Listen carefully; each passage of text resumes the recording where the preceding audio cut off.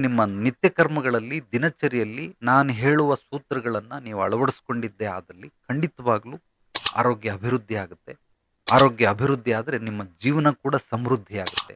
ಆರೋಗ್ಯವೇ ಮಹಾಭಾಗ್ಯ, ಮಹಾವರ, ಅದೇ ಬ್ರಹ್ಮಾಸ್ತ್ರ, ಅದೇ ವಜ್ರಾಯುಧ.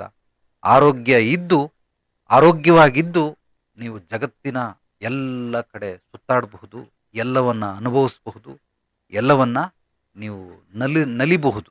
ಅಂದರೆ ಸುಖ ಸಂತೋಷದಿಂದ ಜೀವಿಸೋದಕ್ಕೆ ಅದು ಸಹಾಯ ಮಾಡುತ್ತೆ. ಆರೋಗ್ಯ ಇದ್ದರೆ ಮಾತ್ರ. ಆರೋಗ್ಯನೇ ಇಲ್ಲ ಅಂದರೆ ಏನೆಲ್ಲ ಇದ್ದು ಏನು ಪ್ರಯೋಜನ? ಕೆಲವರು ಕೆಲಸ ಕೆಲಸ ಕೆಲಸ ಅಂತ ಮಾಡಿ ಒಂದು 50 ವರ್ಷ 60 ವರ್ಷ ಚೆನ್ನಾಗಿ ದುಡಿದು ಅದಾದ್ಮೇಲೆ ಹೋಗಿ ಹಾಸ್ಪಿಟ್ಲಲ್ಲಿ ಬಿದ್ಕೊಂಡ್ಬಿಡ್ತಾರೆ. ಒಂದು 10-15 ವರ್ಷ ಹಾಸ್ಪಿಟ್ಲಲ್ಲಿ ಇರ್ತಾರೆ. ಅಷ್ಟು ದುಡಿದು ಏನು ಪ್ರಯೋಜನ? ಅವನ ಹತ್ರ ಕೋಟಿಗಟ್ಟಲೆ ಇದೆ, ಆರೋಗ್ಯ ಇಲ್ಲ.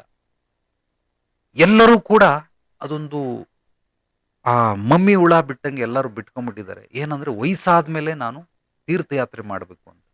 60 ವರ್ಷ ಆದ್ಮೇಲೆ ಹೋಗೋಣ ಅಂತ. ದೇಹದಲ್ಲಿ ಶಕ್ತಿ ಇರೋದಿಲ್ಲ. ಓಡಾಡಕ್ಕಾಗಲ್ಲ, ಬಸ್ ಹತ್ತಕ್ಕಾಗಲ್ಲ, ನಡೆಯಕ್ಕೆ ಆಗಲ್ಲ. ಎದ್ದೇಳೋದು ಕುಂತ್ಕೊಳ್ಳೋದೇ ಬಹಳ ಕಷ್ಟ. ವಯಸ್ಸಾದ್ಮೇಲೆ ತೀರ್ಥಯಾತ್ರೆ ಮಾಡಿ ಏನು ಪ್ರಯೋಜನ?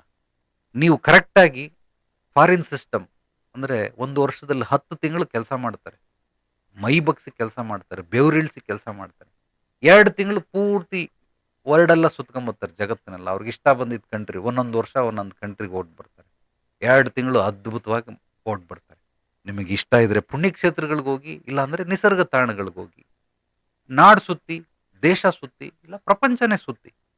ಅದು ಶಕ್ತಿ ಚೈತನ್ಯ ಇದ್ದಾಗ. ವಯಸ್ಸಾದ ಮೇಲೆ ಕುಂತ್ಕೊಂಡು ರೆಸ್ಟ್ ಲೈಫ್ ಮಾಡ್ಬೇಕು. ರಿಟೈರ್ಡ್ ಲೈಫ್ ಅಂತ ಏನಕ್ಕೆ ಹೇಳ್ತಾರೆ ಅಂದ್ರೆ, ಕುಂತ್ಕೊಂಡು ಮಕ್ಕಳಿಗೆ, ಮೊಮ್ಮಕ್ಕಳಿಗೆ ಯಾರ್ಯಾರು ಇರ್ತಾರೆ ಅವ್ರಿಗೆ ನಿಮ್ಮ ಕೈಲಾದ ಸೇವೆಯನ್ನ ಮಾಡ್ತಾ ಇರ್ಬೇಕು.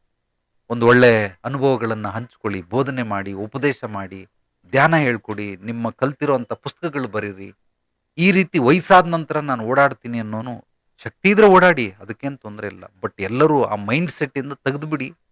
ವಯಸ್ಸಾದ ಮೇಲೆ ನಾನು ತೀರ್ಥಯಾತ್ರೆ ಮಾಡ್ತೀನಿ, ಪುಣ್ಯಕ್ಷೇತ್ರಕ್ಕೆ ಹೋಗ್ತೀನಿ, ನಾನು 18 ಜ್ಯೋತಿರ್ಲಿಂಗಗಳನ್ನೆಲ್ಲ ನೋಡ್ಕೊಂಬರ್ತೀನಿ.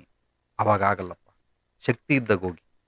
50ರ ಒಳಗಡೆ ನೀವು ಇಡೀ ನಾಡನ್ನ, 40ರೊಳಗಡೆ ನಾಡನ್ನ ಸುತ್ತಬೇಕು, 50ರೊಳಗಡೆ ಇಡೀ ದೇಶವನ್ನ ಸುತ್ತಬೇಕು. 60 ನಂತರ ಶಕ್ತಿ ಚೈತನ್ಯ ಇದ್ರೆ ನೀವು ಪ್ರಪಂಚವನ್ನ ಸುತ್ತಬೇಕು. ಆದ್ರಿಂದ ಆರೋಗ್ಯಕ್ಕೆ ಕೆಲವೊಂದು ಸೂತ್ರಗಳನ್ನ, ನಾನು ಹೇಳ್ಕೊಟ್ಟಿರೋ ಸೂತ್ರಗಳನ್ನ ನೀವು ಅಳವಡಿಸ್ಕೊಂಡ್ರೆ ಅದ್ಭುತವಾದಂತಹ ಆರೋಗ್ಯ ಪ್ರಾಪ್ತಿ ನಿಮಗೆ ಸಿಗುತ್ತೆ.